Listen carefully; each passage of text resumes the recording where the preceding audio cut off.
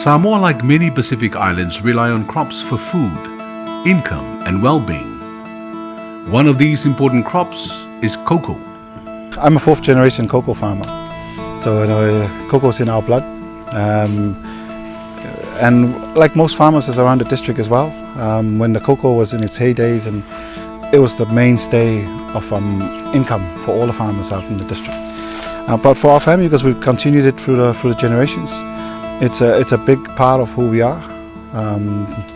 People from the land, and especially with the cocoa, it's a big part of our family and especially of the district. The great thing about cocoa, it's a long-term crop. So it's not something that's 8 months down the road you have to replant it. You plant it once, look after it well, and for 25 to 35 years it will service you and your family.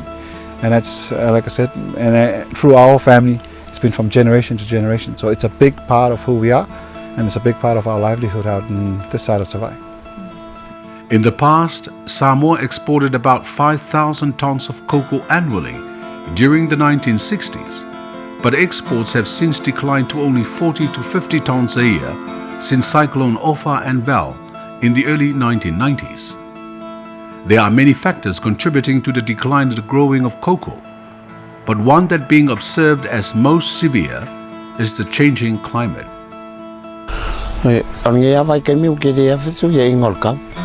Ese mai lo ia vai kami o mavai wa zaka ko masang meya pe pawal kami ka ko ke mawai ni ki munga ma makangi malos ia le fa solong le fa ai ungol ko sanga nga ia makangol ko sang pe mavai lo lava pe lila ia fa mai lo le wo ma ia fo ia kami ki mol ko sang o ma fo kami lo lo wa ia le su ia inga le wengi o ke lia wa ke ia o so maki mua mafa ai le ongi vai kan mi e afo e masangi nga fa pe nga ka ko la ve ia o fam valia e le on kan mi e masangi nga fo nga fa ki ka ko ko algo langa la ko le fisu ye ngol ka ke le ya fisu ye.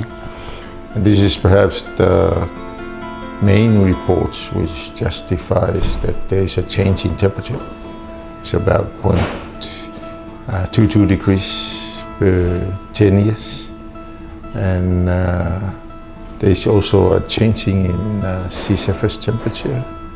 There's also a major change in the ocean acidifications around sea areas of Samoa as well, and but the frequency of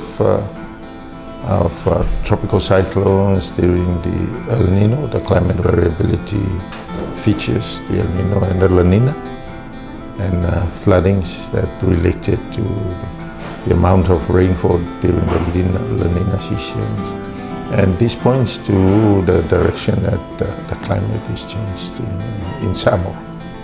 Its impacts, it's quite noticeable, and I think I can say with confidence that the droughts there, we're facing the impacts of the droughts upon the crop productions. Cocoa grows best where the annual average rainfall is about 2,500 millimeters, 4,000 millimeters, wetter areas being more prone to fungal diseases such as black pot. Ya cha ulava ia o fianga ya le mo fa nta to fia tulanga le ya fianga fo na le met to no le tau o le telo timu ma le tulanga le mawalunga le temperature po le vevela fo ia ma le tulanga le humidity o tulanga na tele ile fa ingo tomato to mesa me tulanga la awanga so se to inga la aula ya le la ta tsala no le koko o nisi o whawhitau li po whamai po inset whalafua fo ia whaina i leo la la ma fua mai la ono tūlanga i a tele timunga o le a whainga tūlanga o le fua mai funga o koko o le a whapena fo i whatasi la tele timunga ma le tūlanga susu o le air humidity whatasi la ma le temperature e whiwa i tele la tele o mau whama peila le whama i la leo le koko luli ia malis whama i le tele na pē mai le o ngā koko i lalo e ta o le limu e tele ta o tātou o le limu mea. Climate change means that the climate we have been used to in the past is not the climate that we will have in the future. So we will have to make changes. While we do not know for certain what the future holds, climate change science can tell us what the future might be like to help plan ahead. Well, with every traditional farmer, we, especially Samoans, we never worry about what the weather does. You know, it's always how Samoans are. If it rains, it rains. If it's sunny, it's sunny.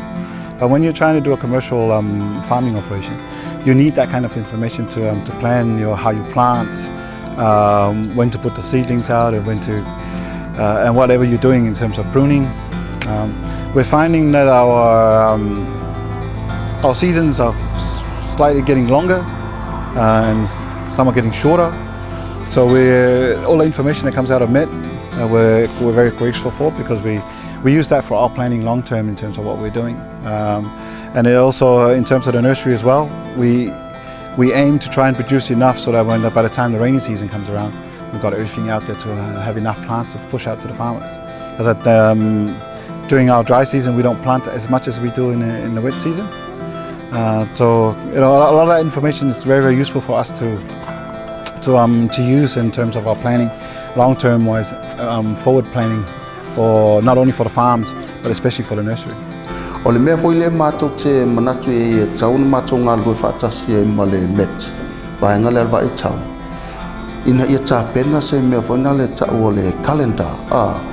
So ina ia mawhai ona predictor e tūlanga foi na le pewhiani a wha. I le vai taimi ma le vai taimi lumana. O wha maunga la ia. E au ngā te lea mātou. E mwhai ona watu le mātou whautuanga. I whai whatoanga. I mea au na lato whaia.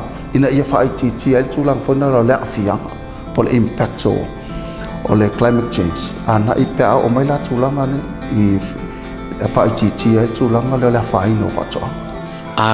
Saumakangi ia ngā oso mai lea ia ai break e fo e la au ia. Ia ngā sau lea kau mai koko au vai vai. O kusela o sau nginga ngā leo whai kai mingi. Ka penga iei. Ngole o ke lea o loko whanongo I kala o le kau kau whawhewhe mai isi kai. Science-based climate change information is not only useful for agriculture, it can be used to make climate-smart decisions and adaptation plans across a range of sectors, including fisheries, building, water resource management, energy and health. Cocoa is perhaps a good crop for the application of this science, but certainly there is the climate is changing in terms of all the climate parameters that we have recorded and measured for the last 100 years, and we have seen a continuous increase in the temperature. But there are mitigation efforts, but if the world is not going to provide basically the mitigation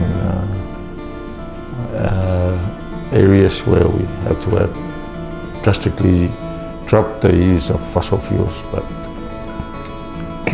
look at renewable energies that can be, and Samoa is perhaps one of the leading nations in the Pacific as well, as that by 2025 we should be able to completely our energy sources will basically come out of mostly or nearly all the renewable resources in Samoa.